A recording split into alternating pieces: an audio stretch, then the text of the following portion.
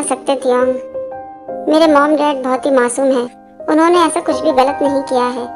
ये सारे इल्जाम उनके ऊपर झूठे लगाए गए हैं। उन दोनों के जाने के बाद मैं बिल्कुल अकेला पड़ गया हूँ। मेरे पास ना तो घर है और ना ही रहने के लिए कोई जगह। इस समय मेरे मॉम और डैड जेल में हैं और तुम्हारी मॉम खुशियाँ मना रही है। प्लीज जंगकुक, मैं तुम्हारी मदद करूँगा। मैं अपनी मॉम से बात करूँगा और कहूँगा कि वो तुम्हारे पेरेंट्स को रिहा कर दे। प्लीज मेरा विश्वास करो जंगकुक।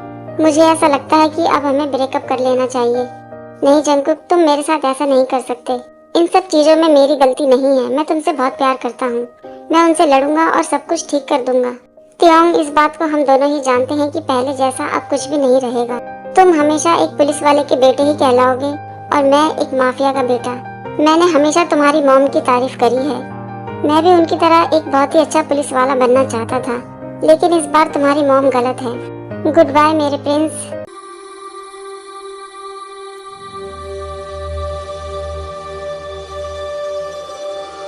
वो हमेशा मुझ पर भरोसा करता था, लेकिन मेरी फैमिली ने उसको धोखा दे दिया और इस तरीके से मैंने अपना प्यार खो दिया, सिर्फ मेरी मॉम की वजह से।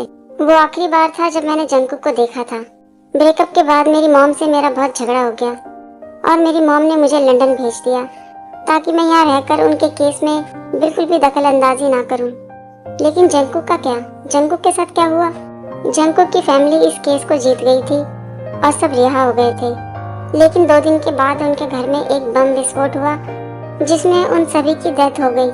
तुम्हें तो बहुत बुरा लगा होगा ना तियोंग, तुम्हारा तो दिल टूट गया होगा। मैं तो सिर्फ जंगकुक के लिए जी रहा था, लेकिन मेरी आत्मा उस दिन मर गई जब मुझे पता चला कि जंगकुक की भी डेथ हो गई है। मैं आखिरी बार जंगकुक से मिल भी नहीं पाया। अब मुझे समझ में आया कि तुम अपनी मॉम से इतनी नफरत क्यों करते हो, क्यों हमेशा उनसे बचते रहते हो। हम तुम्हारे साथ हैं तियोंग। तो मुझे उम्मीद है आर्मी के यहाँ तक की स्टोरी आप लोग समझ गए होंगे। बचपन में तियोंग और जंगकुक दोस्त थे और एक दूसरे से बहुत प्यार करते थे, लेकिन किसी वजह से ये दोनों अलग हो गए। लेकिन इस बार जब ये दोनों कॉलेज में मिलेंगे तो एक दूसरे को पहचान नहीं पाएंगे। आगे की स्टोरी में अब हम देखेंगे कि ये दोनों एक दूसरे को पहचान पाते हैं या नहीं। और स्टोरी आप लोगों को कैसी लग रही है मुझे कमेंट करके जरूर बताएं। मैंने भी इस केस को अपने हाथों में इसलिए लिया है क्योंकि कुछ बातें हैं जिस पर मेरी नजर नहीं गई है। तुमने अब तक जो कुछ भी बताया है तियोंग, उससे तो मुझे ऐसा ही लगता है जंगकुक और उसकी फैमिली को मोहरा बनाया गया है। ये किसी की बहुत ही बड़ी साजिश है। सर, मैम ने इसी वक्त आप लोगों को बुलाया है। क्या हो गया ऐसा? मुझे नहीं पता सर, लेकिन मुझे बस ये कहा है कि मैं आपको बुलाऊं। उनसे जाकर कहो कि हम लोग अभी आ रहे हैं।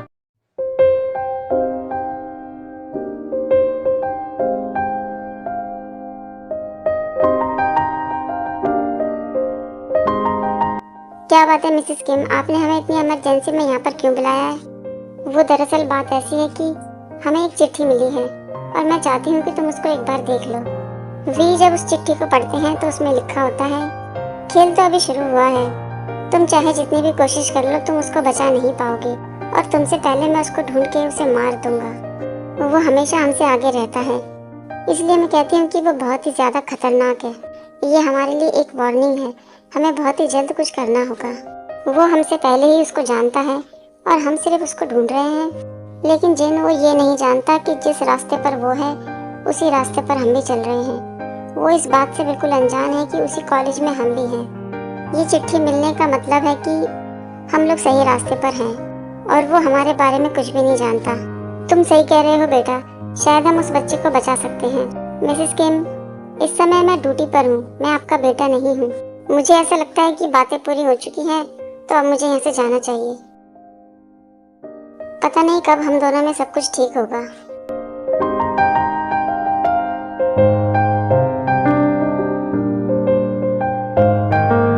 मुझे उस लड़के को ढूंढना ही होगा इससे पहले कि जेके उसे मार दे। क्या बात है, क्लास में आज कोई भी नहीं है? कहीं मैं जल्दी तो नहीं आ गया कॉलेज? क्लास में सिर्फ एक ही लड़का है। ओह, ये तो वो कल वाला लड़का है जिससे कल मेरी मुलाकात हुई थी। क्या बात है, आज क्लास में कोई नहीं है, सब लोग कहाँ गए? मुझे ऐसा लगता है कि सब लोग लंच करने गए हैं। मैं भी यहाँ पर 15 मिनट से बैठकर इंतजार कर रहा हूँ। तो चलो फिर हम भी कैंटीन चलते हैं, कुछ खाएंगे और बातें करेंगे। शायद तुम ठीक कह रहे हो, मैं भी तुम्हारे बारे में बहुत कुछ जानना चाहता हूँ। तो चलो फिर हम कैंटीन चलते हैं। कैंटीन में जाने के बाद भी सोचते हैं, इस लड़के को देखकर मुझे ऐसा लगता है कि जेके इसको ही ढूंढ रहा है। मुझे तो ये समझ में नहीं आता कि जेके लोगों को क्यों मारता है। इस लड़के को देखो, ये कितना मासूम है। मैं तुम्हें इसे मारने नहीं दूंगा जेके। क्या हुआ तेते, तुम क्या सोच रहे हो? हाँ बोलो, तुम कुछ कह रहे थे। मैं ये कह रहा था, क्या तुम्हें कुछ खाना है? नहीं मैं ठीक हूँ, तुम कुछ भी खा सकते हो। मुझे भी कुछ नहीं खाना। जेके सोचते हैं, मैं इसकी फैमिली के बारे में जानना चाहता हूँ, इसकी पर्सनल लाइफ कैसी है। फिर कहते हैं, तुम मुझे कुछ अपने बारे में बताओ। मैं एक बहुत ही अच्छी फैमिली से हूँ और मेरी फैमिली काफ़ी अमीर है। तुम कह सकते हो कि मेरे पास पैसों की कमी नहीं है। जेके सोचते हैं, मैं जानता हूँ कि तुम अमीर लोगों में बहुत ही घमंड भरा होता है, लेकिन बिहेव तो तुम ऐसा कर रहे हो जैसे कि तुम एक फूल हो। ये मैं कैसी बातें कर रहा हूँ? मैंने उसको फूल कहा? नहीं, मुझे उस पर अपनी नज़रें रखनी होंगी। मेरे फादर बहुत ही अच्छे इंसान थे। क्या इस समय वो हैं? नहीं, अब उनकी डेथ हो चुकी है। जेके सोचते हैं, शायद मैंने ही तुम्हारे डैड को मारा होगा और मुझे तो ऐसा लगता है कि मैंने उन्हें बहुत ही बुरी मौत मारी होगी। वैसे तुम्हें बहुत बुरा लग रहा होगा ना? क्या तुम बदला नहीं लेना चाहते?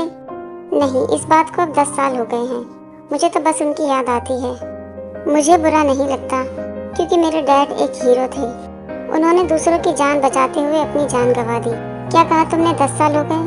हाँ 10 साल हो चुके हैं इस बात को। जेके सोचते हैं, नहीं ये मिस्टर ली का बेटा नहीं है, क्योंकि मैंने तो मिस्टर ली को 2 साल पहले ही मार दिया। कहीं ये मुझसे झूठ तो नहीं बोल रहा? मेरी मॉम एक बहुत ही अच्छी पुलिस ऑफिसर हैं और मेरे डैड भी एक पुलिस ऑफिसर थे। अपना फर्ज निभाते हुए उन्होंने अपनी जान खो दी। वैसे तुम मुझे अपने बारे में कुछ बताओ कुकी। मैं अपने बारे में तुम्हें क्या बताऊं? मेरी मॉम ज़्यादातर बीमार रहती हैं और मेरे डैड की डेथ हो चुकी है। देखा जाए तो हम दोनों की हालत बिल्कुल एक जैसी है। वैसे अपने बारे में ज़्यादा बात करना मैं पसंद नहीं करता। कोई बात नहीं कुकी, तुमसे मिलकर अच्छा लगा। अच्छा ठीक है कुकी, तुमसे दोबारा मुलाकात होगी। अब मैं चलता हूँ।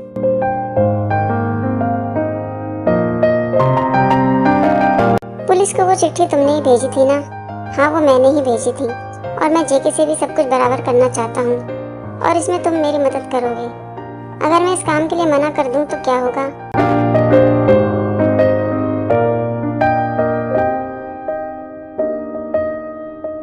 तो बताओ जेके, तुम्हें कुछ पता चला? तुमने जो उस लड़के के बारे में बताया था, काश कि मैं तुमसे कह पाता कि ये वही है जिसे हम ढूंढ रहे हैं, लेकिन ये वो नहीं है। मुझे यकीन तो नहीं है, पर मुझे ऐसा लगता है कि वो सच बोल रहा है। उसने कुछ ऐसा कहा है जिसको सुनकर मैं बहुत परेशान हूँ। तुम बताओ आरम, तुम क्या सोचते हो इस बारे में?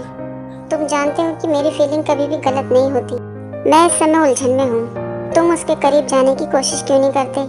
उसके बारे में हम तभी पता लगा पाएंगे कि वो कौन है। मुझे नहीं पता, लेकिन जब भी मैं उसके करीब जाता हूँ तो मेरे मुंह से ऐसी बातें निकलती हैं जो मैं कहना ही नहीं चाहता। जैसे कि कल मैंने उसको कहा कि वो एक नाजुक से फूल के जैसा है। मुझे नहीं पता मेरे साथ क्या हो रहा है। अगर तुम उसके करीब जाते हो और तुम्हें कुछ ऐसा महसूस होता है तो इसका एक ही मतलब हो सकता है। क्या बात है हॉबी, तुम इतने चुप क्यों हो? कुछ नहीं आरम, मैं बस ये सोच रहा था कि मैं इस माफिया की नौकरी को छोड़ना चाहता हूँ। तुम लोग क्या सोचते हो इस बारे में? तुम्हारा क्या मतलब है हॉबी? तुम अचानक से ऐसी बातें क्यों बोल रहे हो? सॉरी दोस्तों, मुझे यहाँ कुछ अच्छा नहीं लग रहा, इसलिए मैं जा रहा हूँ।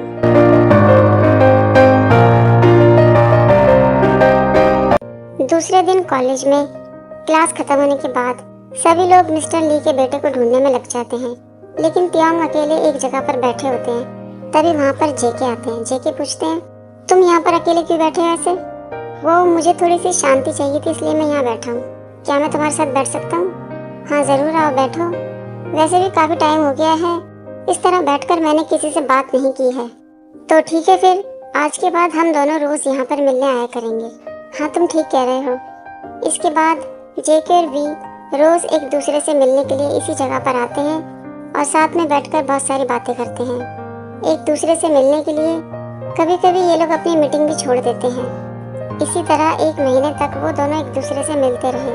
शायद वो लोग अपना मिशन भूल गए कि वो लोग किस चीज़ पर काम कर रहे हैं। जेके तो शायद इसलिए भूल गए क्योंकि तियांग जैसा खूबसूरत इंसान जेके की ज़िंदगी में जो आ गया था। धीरे धीरे इन दोनों के मन में एक दूसरे के लिए फीलिंग आ गई थी और ये दोनों एक दूसरे से रोज़ मिलते थे।